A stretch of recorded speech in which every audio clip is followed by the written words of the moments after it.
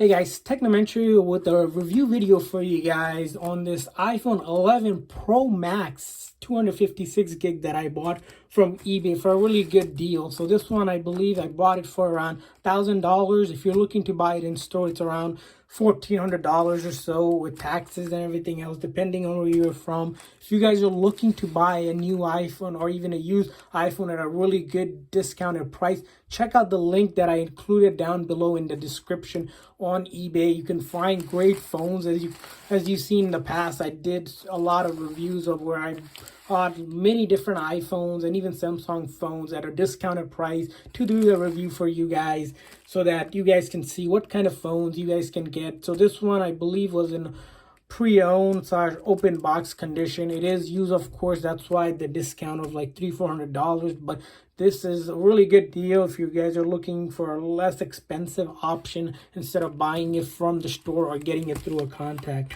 Couple things before we get started. We are going to be doing a giveaway very soon of one of the iPhones. Simply to enter the giveaway, like this video, share this video on over your social media, and then subscribe to our channel so that you guys can be notified whenever we're doing the giveaway. So whatever social media you have, just share it and then comment on what social media you have shared it on in the comments section below. So let's go ahead and let's take this off. So as you can see, this came in a FedEx box. I think it was signed off on it because of the price that you have to pay for it. It came in 2-day shipping, so which is pretty good, and I didn't have to pay extra. It was free shipping right out the gate. So let's go ahead and take this off. So I'm gonna try to go ahead and unpackage this for you guys, or unbox this for you guys. So here they included in this FedEx box, like they usually do them on most phones. Here's the shipping label. So I'm gonna put this box aside and show you guys what it came in. So it came in this box, which is of course a generic box, not the original iPhone box, which is fine because this is a pre-owned device.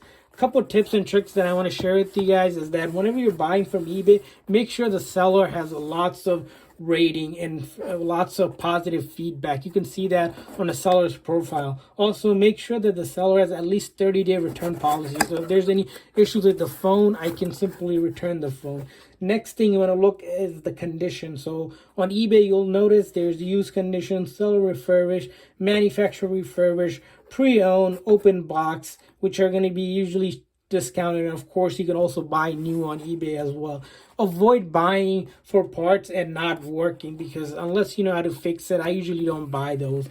Also, you want to thoroughly read the listing to make sure you know what condition it is and what carrier you're getting the phone in, because unlocked phones will work on any carriers, but then if there are also carrier specific phones that will only work for that carrier.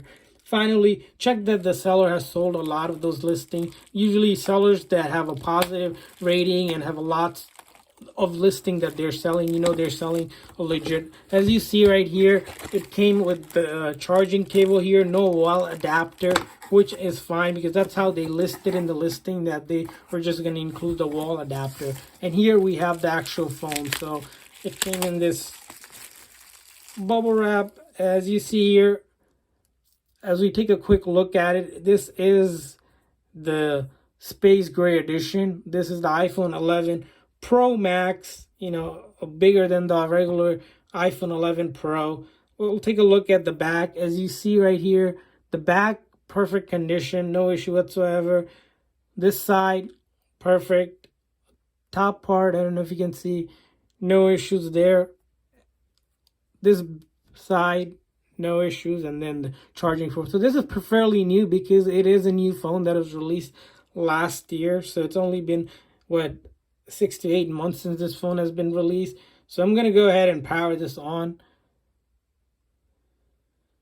So let's see if it has charge. Sometimes they don't have charge, so do bear with me while I am powering this phone on. As you can see, the screen doesn't have any issues or whatsoever. So let me power this on for you guys by simply connecting the charger. So because sometimes these phones are left for a while, they might need to be charged because they have it in stock. So the battery drains out. So let's go ahead and plug this in with the charger here.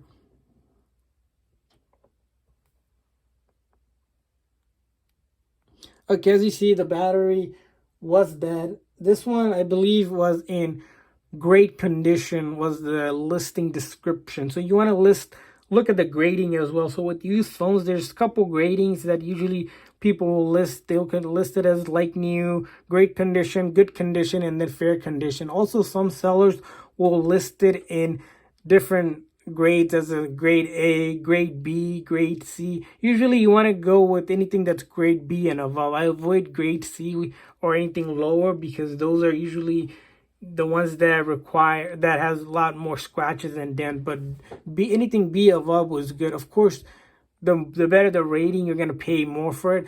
As you saw, this one, the battery is there, so we are trying to charge the battery right now.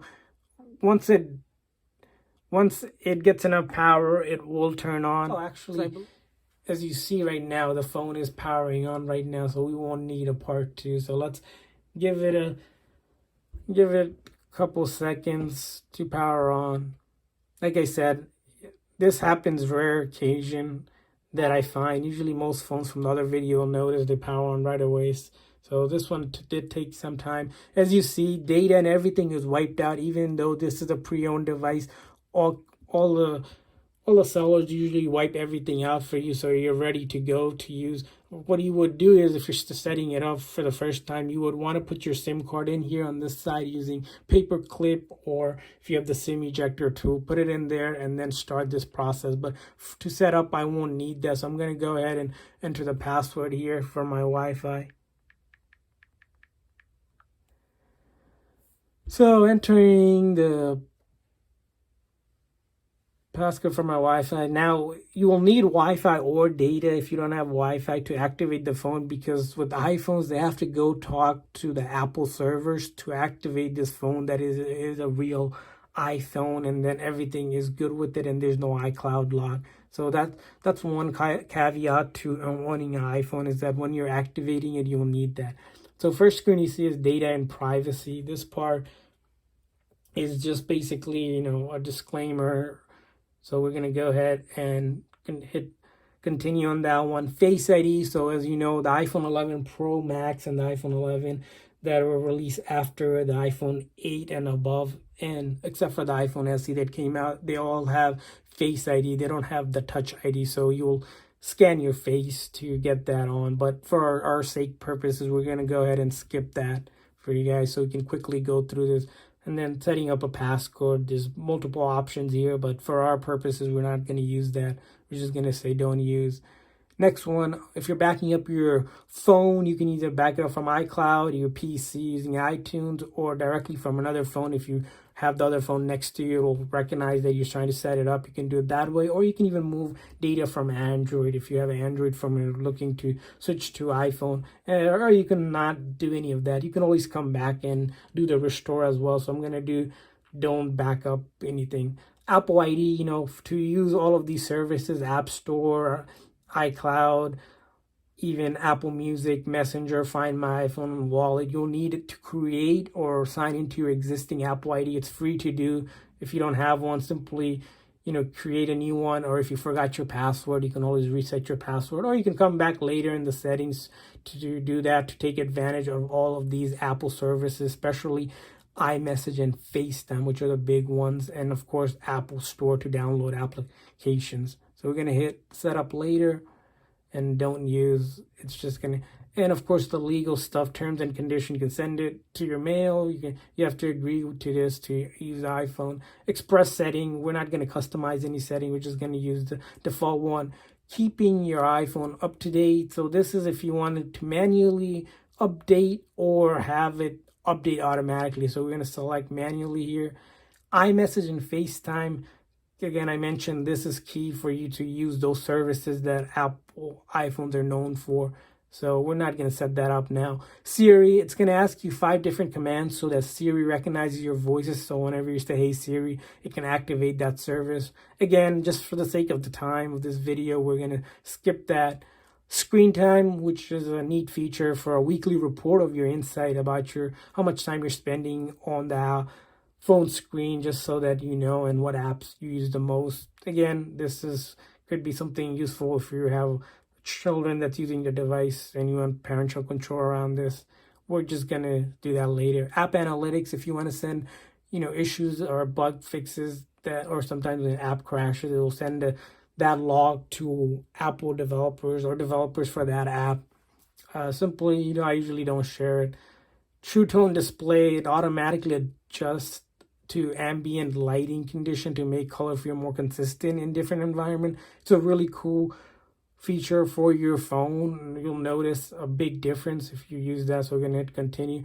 And then the appearance, they have two modes like most smartphones these days. You have the dark mode and the light mode, whatever you prefer. I'm just gonna leave it to light. And then zoom settings. So if you're a person that needs bigger text, you might want the zoom setting, or you can leave it standard. I'm just going to leave it standard. Go home. So go home kind of changes since there is no home button. So to go home, you'll swipe up from the bottom of the edge to get to home screen. So because there's no home button, that's just with iPhone 11 Pros and or any of the newer iPhones. Switching between apps, you have to swipe up from the bottom edge here to kind of have all the apps display that, so you can switch between them. That's another thing. And then quick access control. The access control will be from the top down now, not from the bottom up as the other devices. And as you see, we are at the welcome to iPhone here. And as you saw, it is to the main screen. We were able to get to the main screen. First thing usually check the phone is real, or iPhone is a real iPhone, is just simply check you have Apple Store. And if you can't get to the Apple Store, then usually with the fake phones, this will take you to some sort of Android Google Play Store. Here, as you see, we can get to the Apple Store here. It's still trying to load because it's connected to my Wi-Fi and I set it up for the first time. But you'll notice that's one thing.